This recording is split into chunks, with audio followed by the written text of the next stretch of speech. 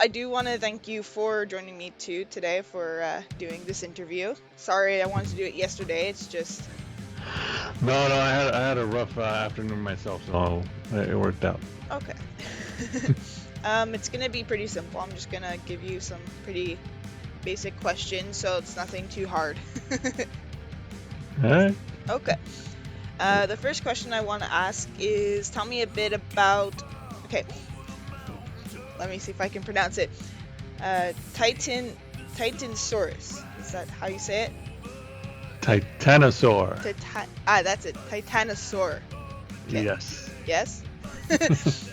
Tell me a bit about that and how did that band come to be, actually? Yeah. Well, I guess first should clarify what band means in these cases because with me, I am a one-man band, um, and I have a lot of difficulty um, in promotional materials and all that because I keep saying we. Well, not always, but I say a lot of we or us or they when I'm talking about the band when it's really just me. Um, so, so when did I decide to call myself Titanosaur? I guess 2018. Wow. That's when I released the first album, and so I record music pretty much every February because there's this thing called February Album Writing Month that happens every year, Oh, yeah. at least for the last 10 years, if not a little longer. Um, and basically, it's just something online, group of people online get together worldwide on this website and support each other to make an album's worth of music in the shortest month of the year. Oh, Um, wow. Well, unless it's uh, a leap year.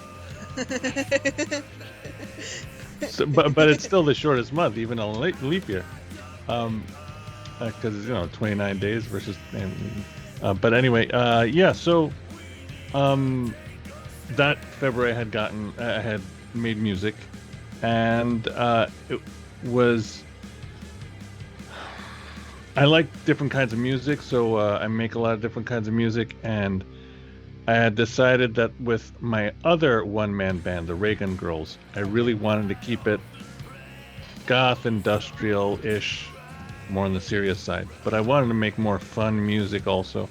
Okay. So I decided that's going to be this other band. It's going to be more punk rock, hard rock, a little heavy metal, Makes and that's sense. going to be Titanosaur. Well, that makes sense. So that's a long answer. It's all good. And that's why you like the T-Rex. You were about the sixth, no wait, sorry, the fifth band that had said T-Rex. I officially have 8 bands and counting that said their favorite dinosaur is T-Rex. Well, I mean, I had to because like dinosaur, but no, I mean, if I were to actually think about what my favorite dinosaur is, it's always been the Stegosaurus. So I'm more Ooh. four-legged Okay. dinosaur See, guy. I'm happy now. That makes me happy. I think that's the one with like, is that the one with the like really really long neck? No, wait. Oh. The Stegosaur, I believe, is the one with the spikes on the back. Oh, so you would be the second one that likes that one. My personal favorite is the one with like the long neck because it reminds me of Dino from like Flintstones. Oh yeah. That's why I like they're so cute and everything like that. That or a pterodactyl, just because they fly. So Oh well, of course. they're like the first airplanes in a sense. Yeah. um, so you mentioned that you hadn't performed on stage for a few years due to your heart surgery. What happened exactly? Well, I have Marfan syndrome, which is a genetic disorder, I guess I'll call it, which affects the connective tissue. So everything is made of connective tissue in one's body. Organs, heart, skin, everything's made of connective tissue. So one of the things that's greatly affected for most people with Marfan is the heart. Oh wow. So I had my so basically there are different parts of the heart and the cardiovascular system that are affected differently. But most people with Marfan have the aorta, which is the vessel that comes right out of the heart. Oh, So the blood, so the heart contracts, shoots blood out of the aorta, out of the heart into the aorta, which is an arch to go down into the rest of the body. But it pushes with such force that the aorta expands, and in a normal person, it contracts oh wow. constantly. But with Marfan syndrome, it doesn't contract, so it's just constantly expanding.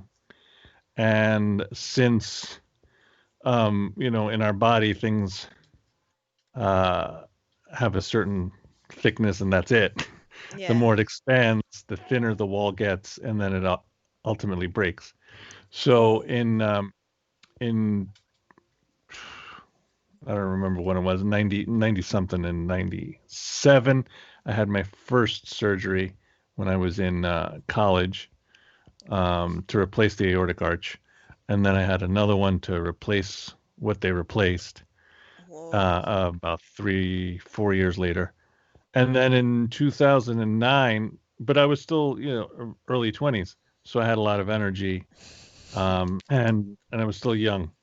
Yeah. So then did all the performing I could and touring and stuff like that. And then in 2009, um, without knowing it, the mitral valves, which are valves inside the heart, broke. It Oh. just they tore off. So when that happens, blood goes backwards into your lungs, and basically you start drowning. Oh no. So I didn't know that that was happening. I was a stay at I am the stay at home dad. And so I was out with my daughter walking her when she was like 1 year old. And yeah, and so it happened while I was walking her. And the only way that uh, you feel is when that happens is basically your lungs start filling up. So you have trouble breathing. Oh And then you wow. start feeling pain in your lungs when you try to inhale. So I'm walking with her home because I definitely felt something's wrong. Yeah. Um, and then I spent the rest of the afternoon and night at home sitting up, hoping that it was just gas pain or something like that, that it would go away soon.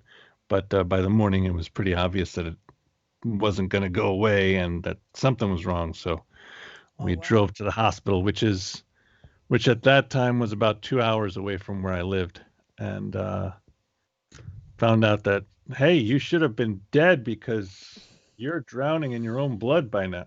Oh my So- God. Yeah, but you said because you learned how to breathe with your diaphragm. Is that yeah, that's correct, well, right? yeah, that's one of the things that saved me and has saved me from a lot of pain is that I learned Tai Chi when I was younger. That was one of the things that my mother forced me to do. um, but yeah, no, it's helped with my severe scoliosis, and taught me how to breathe, not just using your chest. I mean, really, everybody should be breathing with their diaphragm and not just their chest, because when you breathe, most people just inflate their chest, and so your diaphragm moves a little bit because that's how The body inhaling works. works. Yeah. But if you use your stomach muscles to pull your diaphragm rather than using your chest muscles to expand your chest, then you put less strain on your heart and you also pull in more air. Oh wow. So, so that's how I was breathing for about 12 or 20 hours. Wow. Um, Thank God. so- It sometimes the mother's insight in forcing you to do something helps. Oh yeah, well, she had Marfan too, and she was a young mother, and she was just looking for any way to make sure that I wouldn't have surgery or push surgery as far off as possible Makes when sense. she was raising me. So luckily, the Tai Chi has also helped with my severe scoliosis, which is causing a pinched nerve, which for about 4 or 5 months at one point made it so I could barely walk because my legs were in such pain. The last show with the Raygun Girls in 2009, I was just gulping down aspirin, trying to kill the pain Oh in wow. my legs. Um, So that's something that helps because it helps with my posture and other stuff. So yeah. Oh, well. That actually was leading into my next question, which was the fact is that in the interview I had asked what body part wouldn't you mind losing, and when you said your legs, that kind of like caught me off guard a bit. And you you lost control of your legs so due to scoliosis, but how has that affected in general your music and how everything goes now? Well, I think the whole thing, living with Marfan, when you learn it, no, I'm 45 now, and when you learn at 6 years old that you, and back in the 80s, when you learn that you've got this thing that's going to affect your heart and you could die. Back in the 80s, the lifespan of somebody with Marfan was maybe 40 something, Oh and that wow. was it. Well, Because they were still learning about it. They were, there weren't too many techniques yet, um, technology and all of that, diagnostic techniques. So, I've been living with the idea that I could die at any moment with my aorta just tearing or anything like that. Um, but especially when it hit that my legs were, that the pinched nerve in my back definitely take out my legs at any point. It's oh like, oh, wow. all right, as long as I can play guitar, all right. Just rock out the wheelchair with the guitar. There you go. I'm like, oh. So, Well, so yeah, at, I've gotten used to that idea. at least you have the positive outlook on it. Like I think some people don't think of it more seriously, but that's why I said your question really like caught me, and I'm like, oh, okay. And w- what exactly is, if you can explain in your words, what exactly is scoliosis, and does it tie in with the morphin or? Well, yeah, it's the scoliosis is one of the symptoms of having of Marfan. Scoliosis is a curvature in the back. That's basically what the definition is. But your back can curve one way. Um, so let's say this is your back, and here's your head. You're facing forward. So your back can curve this way. It can also curve this way. Mine curves that way, and then at the spot where it curves, I have an S curve. It also is curving the other way. So I've got two curves going on, Oh which is kind wow. of hard to show. Uh, No, but I get it though. yeah, Okay. what happens with people with Marfan is that we grow really fast. Um, during puberty is pretty much when you see a lot of it. So we grow really fast, but our muscles are not very strong, and so to support the back, so it just starts to go all over the place. So that's one of the reasons why a lot of people with Marfan have scoliosis. Oh And wow. so the my vertebrae at the bottom, because my curve is near the bottom, is where it starts. Those have arthritis. There are a couple of slipped ones in there, and so all of that pinches on the nerves that come down into your legs. Oh wow. So, That's insane. Uh, well, for me, it's like, well, all right, it's my legs. It's much better than having a pinched nerve up top, which will stop everything. yeah, that's true. Yeah. Well, So, that's the way to look at it. That's a positive outlook. I know some people wouldn't be able to, I don't know, see it that way. oh yeah, there's a lot of depression, and a lot of people facing something like this, and I definitely deal with depression for many reasons. But yeah, you got to find a way to live, um, So especially. making heavy music is the way to do it. Well, for me, yeah, especially I got two kids, and I'm not gonna be a burden on them or my wife, or How I'm old gonna are try they? to. Well, my my the daughter who was one when I had my 2009 surgery, she's now 12. Oh wow. Um, and my oldest is gonna be 16 next month, so Oh wow. How do they worry about everything that goes on, or do they like do they Uh, understand? Well, because it is genetic, that means that it passes through my genes. So, Oh, so my mother had it, and she died 3 years ago. My aunt has it, and we're a close family. My uncle has it. His children have it. We're a close family, so we all hang out together, yeah. um, and so because we knew, my wife and I knew that there was a 50-50 chance when we had kids that they might have it. We've always been pretty open with them about how to deal with things and really just helping them learn healthy ways of asking for help and trying to live life as well as you can. Well, that's Um, good. At least you're teaching them how to understand and how to deal with it better than just kind of not telling them and trying to like I think that's a better way of doing it.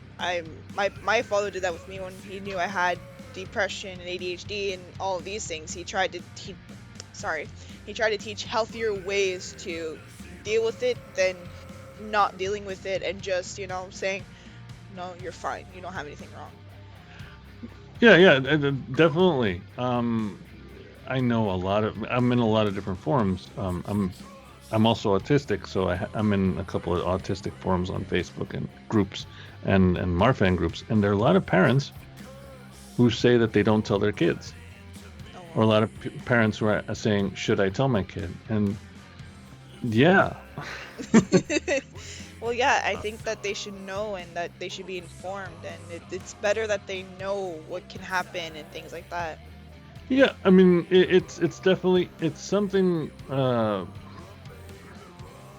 I mean, just walking down the road, you could get hit by a car. Well, yeah. So, and you make kids aware when you're walking down the road, try to keep your ears open so you hear cars coming by. If you have Marfan, just be aware of how you're feeling with your heart because you might need to go to the hospital. Okay. Things like that.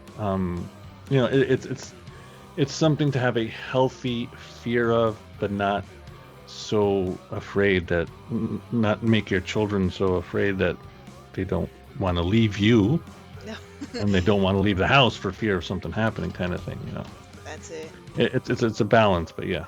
You just mentioned you're also a little bit of you're a little autistic. Sorry.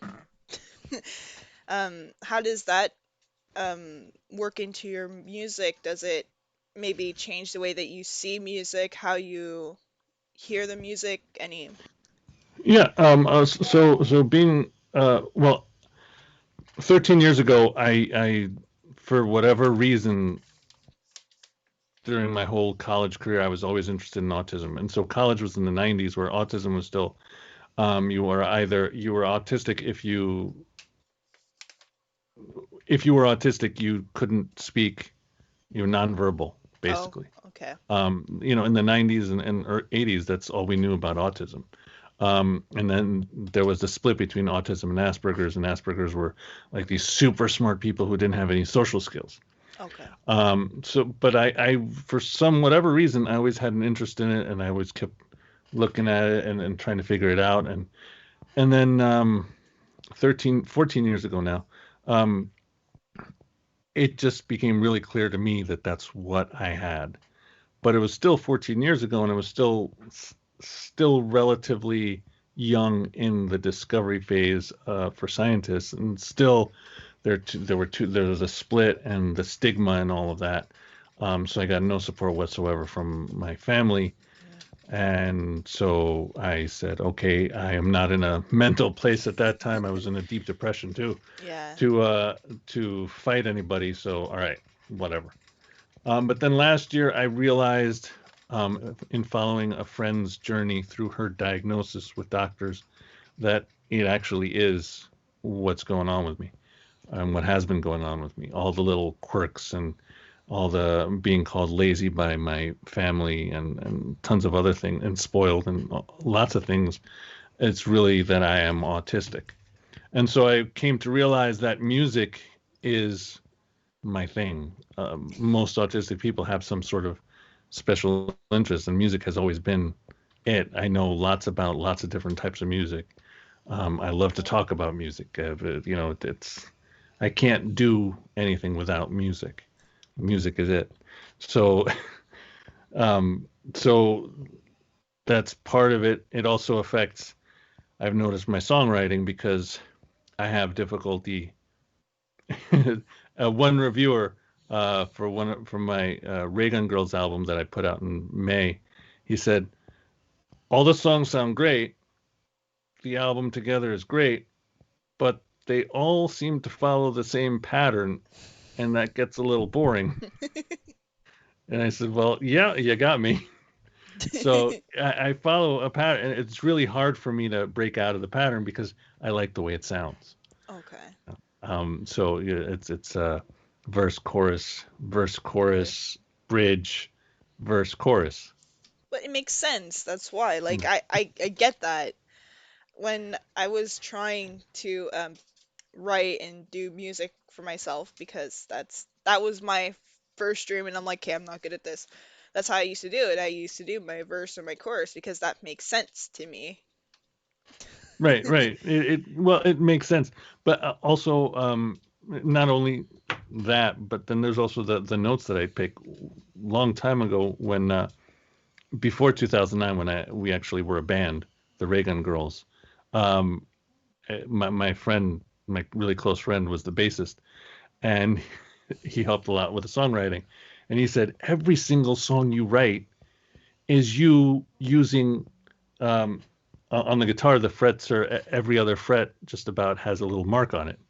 He Yes. said you're just using the marked frets every time in every song. And so I realized now that that's why because that's the pattern, But that you know, makes you who you right are and there. that makes your music special. That's Well, why. and I become comfortable with this a few years ago that yeah I might do that, but I don't have any songs that actually sound the same as the other. Like I haven't copied myself. There you go. I That's yeah I've been checking that carefully for many years, and I haven't been copying myself. So yeah, I've heard because I get a lot of bands that come in, and then there's some bands that it's like their songs sound all the same, and I'm like, okay, but just add something different. Um, what would you tell others who are going through like the same thing that you are, who would want to be in music? Like, what and what are some of the challenges that you face that they should know of? well, to me those are two totally different questions. Um, well, I would tell somebody, if you like music, just make music. Music really is anything. So that's the great thing about FOAM is that it's not only people who write music, but it's also just people who just write lyrics. That's also songwriting. Um, you know, just tapping on a table can be songwriting. So, but these are also things I tell my kids so that they feel freer also to express themselves. Um, Someone like me, after I've been doing it for a while, I am looking to try to get people to hear the music. So there's a little bit of extra in there that you sort of need to do something that people will like. But if you just want to make music, you first make music that you like to listen to. Because if you don't like listening to it, you ain't gonna have fun making it. And then I ended up doing that a couple of times. Uh, so yeah, you have to like what you're doing. Um, try to get together with friends to do it because it's a much more. I find it to be a much more fulfilling experience when I'm in a band actually making the music. I don't have an option, so that's why I do it on my own. And it is fulfilling also, but definitely with friends, it's a communal experience. Yeah, It's a tribal, a communal experience that really goes down to the basics of our existence and in that primal emotion. That makes sense, actually. I So, I get how that feels. For me, doing when I was doing music back in high school, doing it on stage alone was hard. I couldn't. Like I would just tense up. But it's different when you're with other people. It brings something different out of you. It just I don't know. It takes something different to you. It must be because you're in a group. You feel more secure. yeah, well, there's definitely the feeling secure part. Sure, absolutely. If you're in a band with friends, um, also personally for me, one of the things getting on stage, I always needed my guitar to be loud so I could feel it, not Yeah. just in my ears, but actually in my chest, so I could feel it. And that's the thing about being on the stage is the performers actually feel the instruments up there. Yeah. Um, you know, so and my friend was the bass player, so you could feel the thumping of the bass, and if you had a drummer, the kick drum. So so yeah, there's also that part of feeling the music differently than when you're just listening to it. Oh, I understand the bass. If you can see a bit up there is actually my first bass that I bought from my school because the head cracked. My uncle gave me 15. He told me earn $10 and go buy it. I bought that bass for $25 and my dad fixed it. I still have the little scar in it. And Nice. it's funny because the year beforehand I had fallen and I got a scar on my face. Oh. So he's like, "Look, this bass is yours. It matches you." And I don't know, it made me fall in love with bass. I love my guitar. I have a guitar too, but I slightly like my bass better. Sure. I don't know, it's the glue almost in a sense to any music. It's like it wraps everything together and it's like I'm gonna bring you all together. Absolutely, absolutely. And one of I think most underrated bass players is the bass player for AC/DC. You know, Yes. you barely know he's there, but he is so tight with the drum. Yeah. And if you took that out, the songs would not be the same at all. That's funny. Me and my friend, we were playing Guitar Hero and I was on bass, and he said, so stupidly, he's like, bass doesn't matter. You don't need bass in a song. So I stopped playing and the song went to hell, and I couldn't. I stopped. It's one of my favorite things because now whenever he looks at me and I'm like, so does bass suck? He's like, nope. Right, and yeah, with the Reagan girls, my friend. So my friend was the bass player, but he didn't know how to play bass when he started. I just needed more people in the band, Yeah. and I lived with him, so he said, "All right, sure." Uh, and I taught him how to play, and so he plays bass like a guitar player, and I play guitar like a bass player. So we have that, but uh, also the just came to mind right now. The interesting thing, if we're talking about bass, is the type of music that I've found myself in with Titanosaur, this stoner rock thing. Yeah. All the songs seem to be really bass heavy. I mean, without the bass in any of those songs, you don't have that driving stomp, that groove thing Yeah. going. And Because and that's what you want. yeah, and in production, you learn that you got to add a little dirt to the bass when you're recording it. And then I realized because I had to learn how to record and produce everything because that's what I've been doing for the past 10 years. I record everything on my own, mix it, everything. That if the bass in all the recordings, if you listen to all the popular recordings of hard rock and heavy metal right now, the bass has gotten thicker and thicker and thicker, and the guitars have gotten thinner and thinner. Yeah. And in some songs, you can barely hear the guitars because it's just really the chunk in the middle right now. Yeah, no, I've realized that I've grew up on music from country to my heavy metal, and I've noticed that too. I've noticed in old rock and roll, you hear that guitar. That guitar will sing to you. And in some of the music that gets sent to me now, I hear more of the bass, and I'm like, wow. I'm like, okay, so bass players have really taken a step forward now. It's like they united. They're like, we're not standing behind you. There's Well, even with these six string bassists and all that, the bass has really become just another guitar. yeah, that's true. And it's funny because you hear more in some rock and roll now that like basses have their own solos, not even the guitars. Like there's some songs I've heard no guitar solos, only the bass solos, and I'm like, yeah. I'm just like slowly accepting them. Yeah, yeah. What are some of the projects that you're working on now with Ti oh my God. I'm gonna get it. It's Titanosaur. Titanosaur. I'm gonna have to practice that just tiny bit more. So yeah, Titanosaur, December 4th, new album. I've been releasing singles for it up until now.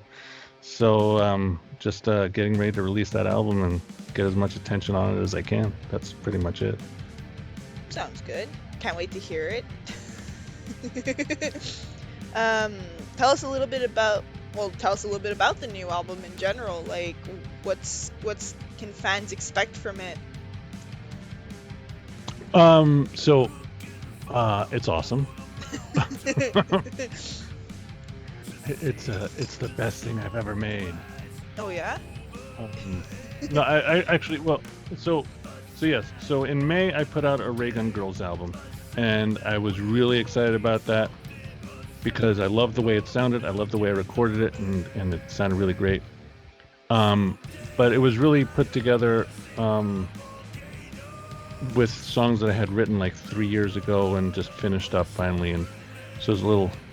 But they're great songs on there. Absolutely, I love that album. But this one, I'm really excited because it really is cohesive, full album, 13 songs, um, and yeah, it's much more. So the first album had a lot of hard rock, punk rock songs on it. The second one, I was just talking to another friend of mine who heard the album yesterday, and he said, "Yeah, I really like this one a lot better than the second one, because the second one was very dark.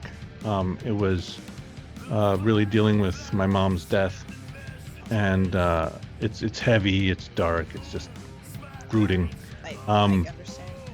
and then this one is it's just fun.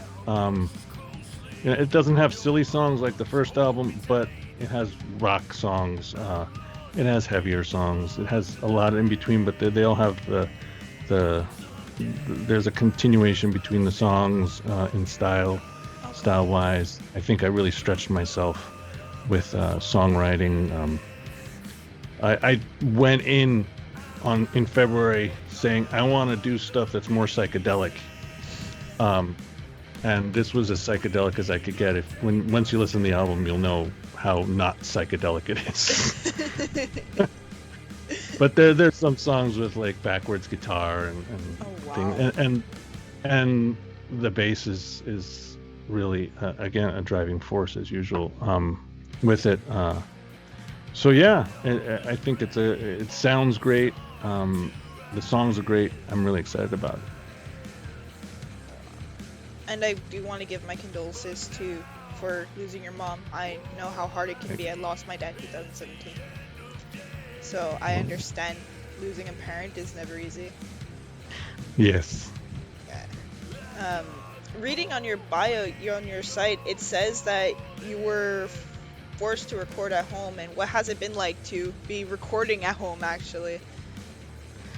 Yeah. So right after the 2009 surgery, I uh, realized I couldn't play on stage anymore. So um, it was either learn to.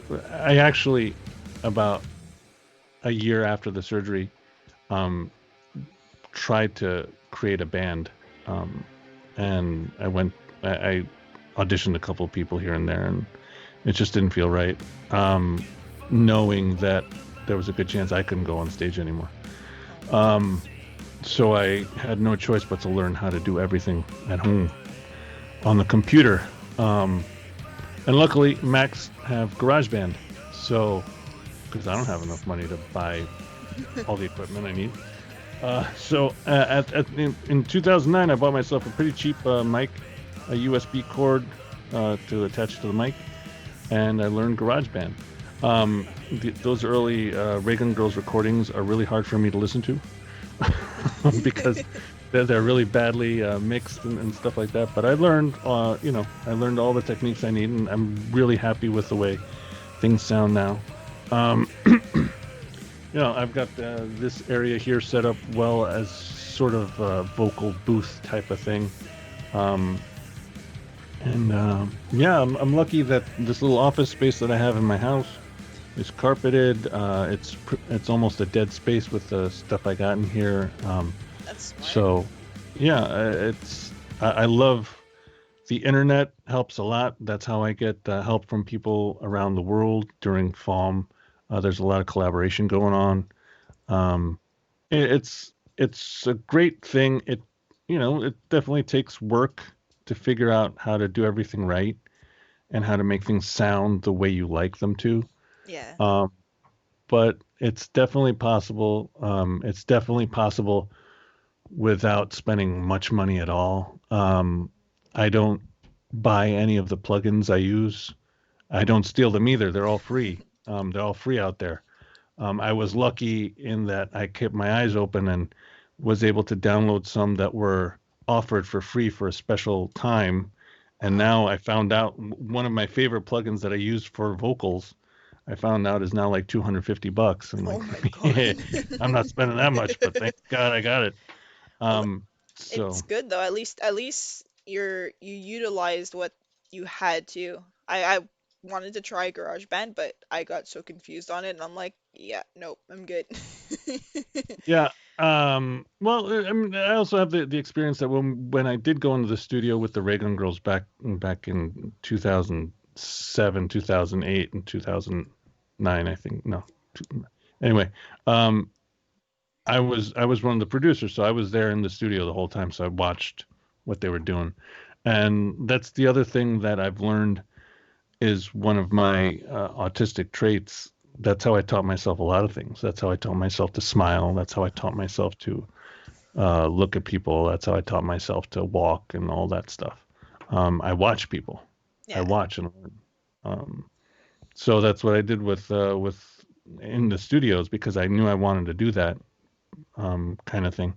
So when the Raygun Girls first started, my friend Jamie and I, he wanted to be a producer. He wanted to run a studio. So he actually took a loan out from his dad, bought Pro Tools back in 2004. Bought Pro Tools, bought a whole mixing table, and that's how we recorded the first Raygun Girls album. It was basically him learning, and so I watched him and helped him, and so we've gone from there. Then he got rid of that because he couldn't pay for it, and he got Sonar. So I learned Sonar, and Well, so I've that's been good. learning all the way along. Yeah. Well, that's cool. Now you know the different programs of how to do everything, which is awesome. Yeah, yeah, I know. I know. I like to say I know enough to get myself in trouble on a lot of stuff. What's your favorite program to use by far? Well, GarageBand because I know it, but it definitely has its limitations because it is free. So, I one day when we'll say when there is a surplus of money, then I will probably get Logic, which is like the more complex version of GarageBand. Awesome. Um, since they pretty much have the same interface, just many more options on Logic. Oh wow. Uh, so that's probably where I would end up going. Yeah. Well, that's smart. Um, and lastly, where do you where do you see your band in the next few years? Well, with Titanosaur, I'm really digging this album a lot, and I with the release of the Raygun Girls album, Orphan,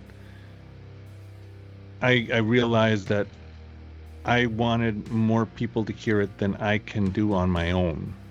Nice. So I actually paid somebody to help me out with, and I'm actually paying to make ads to run ads on Facebook and Instagram for this Titanosaur album. So I'm hoping that people listen to it. I'm hoping that more people listen to it than I could have done on my own. And the hope is to basically use it like a demo kind of thing to get indie labels interested. One song that's on the album, so it hasn't been released yet, has already been accepted by a label, Fuzzy Cracklins, a stoner rock label, Nice. to be on a compilation that they're putting out. So that's exciting. But yeah, so I've got a list of labels so far that I'm gonna send it to Ripple Music and some others. Well, it's Um, gonna be played on You Rock for sure. nice, nice. I cannot say that. We're just fixing up the rest of the technical errors. Hopefully they're finally, I'm praying that they're done by like this week. Oh, I miss it. It was just a huge technical problem, and it just like everything went down with everything else, and I'm like, Oof. it's hard. I miss my music. I hear you. I hear you. But I can't wait, like, because this is giving me a shot to do these interviews and get to know bands. And with this huge interview that I've done, I've learned so much more, and it gives me more insight to do honestly better interviews than the whole tell me about how you started, how this, how that. And that's kind of how I became to get to know you a little bit better. And your story, I'm sure, can hit home with other people. And I want people to understand that no matter what you're going through, everything like that, that if you want to do music and music's in your heart, you can do it no matter Oh what. yeah, yeah, absolutely, definitely. I really, yeah, I don't remember how did it work. Did I see? I think I saw it. Was it on Twitter that you put out something? Anybody want to answer questions or something like that? I was like, yeah, Yes. sure, I like answering questions. My And 100 then questions. and then you sent 100 questions. Like, wow, that's a lot of questions. I was expecting like 10. Well, that's But that's what I wanted. I want to give bands a shot at just, choosing their questions, and I wanted you guys to have control of the interview. And instead of having the interviews always control you guys and saying, "Well, I want you to follow this." I wanted you guys to be creative and have fun with it, and I think that a lot of bands have actually enjoyed that right now. oh yeah, definitely. Um, yeah, it's interesting with this cycle with for Titanosaur. I've actually done interviews with a lot of interesting people. Like this one, I've actually had a good conversation here. Oh, I had a good conversation with the guy from Limbo Cast. I never remember his name. Joe, I think it is. I'm bad with names. Um, and a lot of good conversations with people instead of just an interview. So yeah, I don't know if it's the style of music or or just the moment in time that just happened to be catching the right people. I don't know, but probably. Like I said, I'm trying to study more into seeing what you guys would want more so than just being asked the same questions over and over, and I want to get away from that. Like the dinosaur question, like everyone's answering the same one, which I find amusing. Everyone's saying T-Rex, which is something for me because I'm like, you know what? I'm gonna keep a tally and see how many actually go, because this is still an ongoing thing. I still have bands asking, "Can I join? Can I do this?" And they're like, "Is there a due date to this?" And I'm like, "No, just have fun with it." yeah, So, yeah. uh, Actually, the talking about the T Rex reminds me of I made the music for Titanosaur, and I knew I wanted a hard rock kind of name, and my friend in Pennsylvania posted on Facebook, "Hey, we're done playing around with this T Rex costume. You know those that you get into and they run around. yeah. Anybody want to borrow it?" I said, "Yes, I do." And so she mailed it to us. Um, and my daughter got into it, ran around the yard, and it was hilarious. Um, and I was like, "Ooh, a T Rex!" But there's already a band named T Rex. And then we started going through tons of dinosaur names, and that's how we came up with Titanosaur. I used my kids to help me out with band names. Um, That's so but yeah, cute. running around with the T Rex thing was hilarious. Oh, that's amazing. I'm so happy about that. Um, Good, good that times. is there anything else that you would sorry, anything else that you would want to mention for any information wise, any Well, yeah, yeah.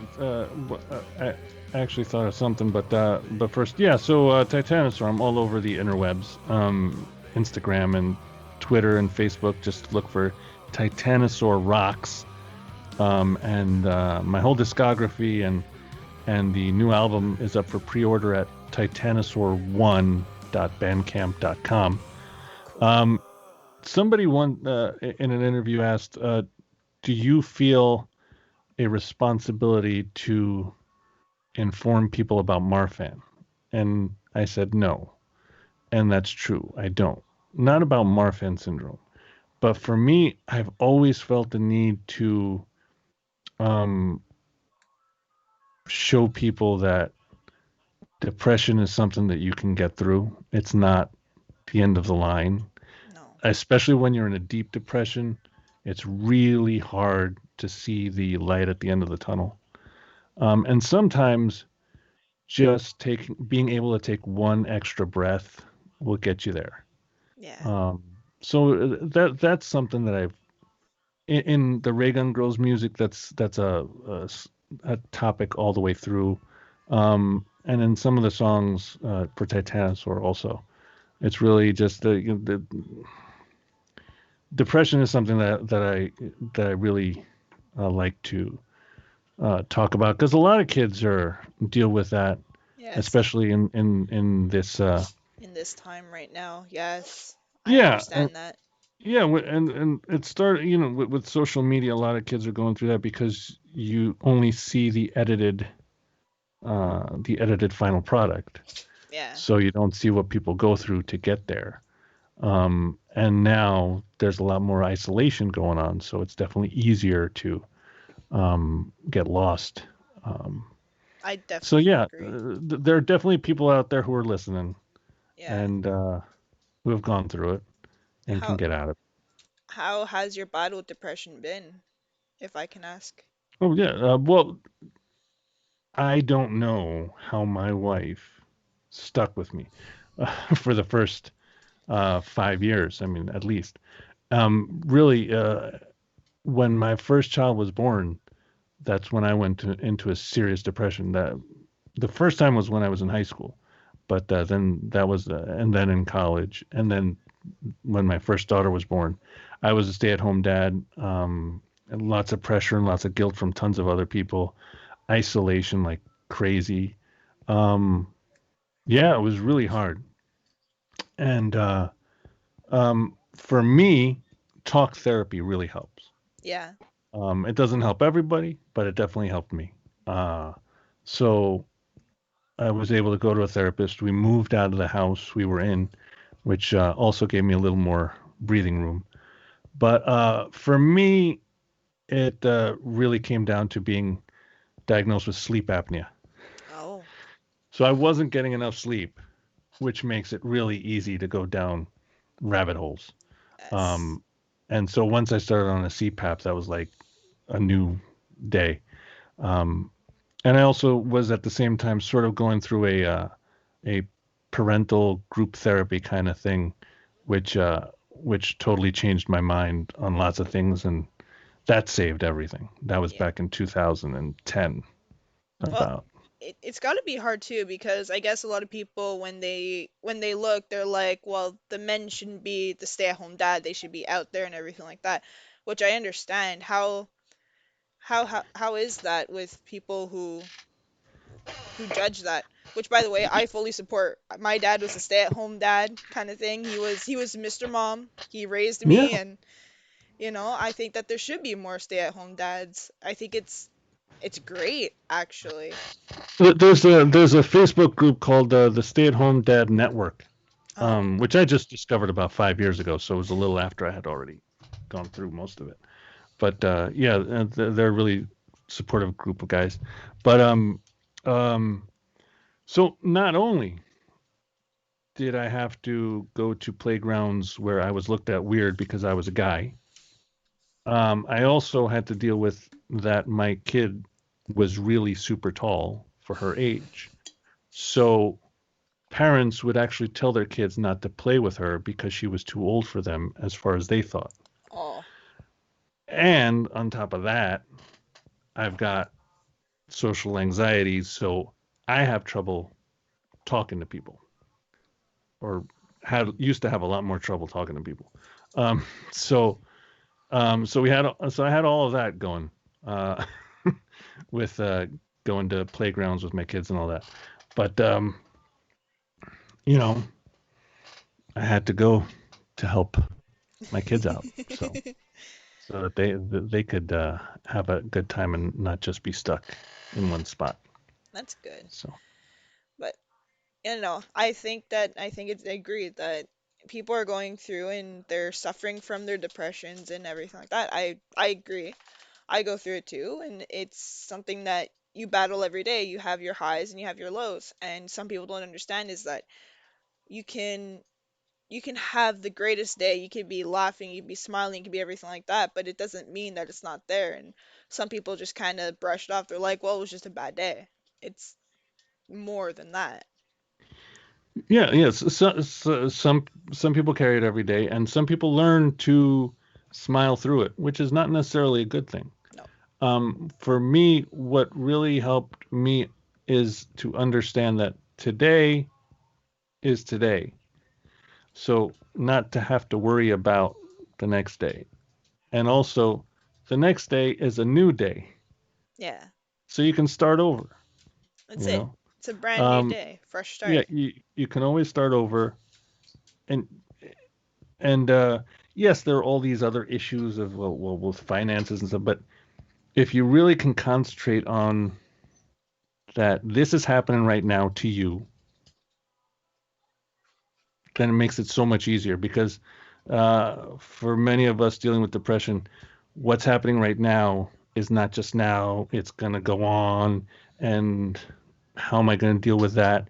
And all the other things I have to deal with. And then it becomes a whole downward spiral thing. And it's So harder, if, especially if you have anxiety too. yeah, so if you can just find a way to just say, okay, I'm here right now. This is what I'm dealing with now. I'm sad now. It's a lot easier to get past it. Yeah. I definitely agree. Well, I think that that's the one way that you have to look at it is definitely just say it's today, it's not going to be tomorrow. It's, that's it, just going through it. Yeah, and if it happens again tomorrow, then it happens again tomorrow. But it's really it really is like the 10-step program for alcoholics. It's one day at a time. Yep. It's one day at a time. For me, like I've said, for me, talk therapy works. My wife also has deals with depression. For her, medication works. So some people there's medication, some people don't need it, and that's fine. Yeah. Everybody's different. I learned that I learned that mine was writing. Writing was my way of, getting through a lot of things. And I can go months without feeling anything, but then something will hit you, and it's just like, I need to write, I need to get these emotions out. Yeah. I think everyone has their own way of doing it, and people don't understand that. Yeah, yeah. Having a creative outlet definitely makes it a lot easier to deal with heavy emotions. Absolutely. Yeah. Um, so I think that is mainly it. If you have any final things that you'd like to say, apart No, I'm glad that this worked out, and thank you very much.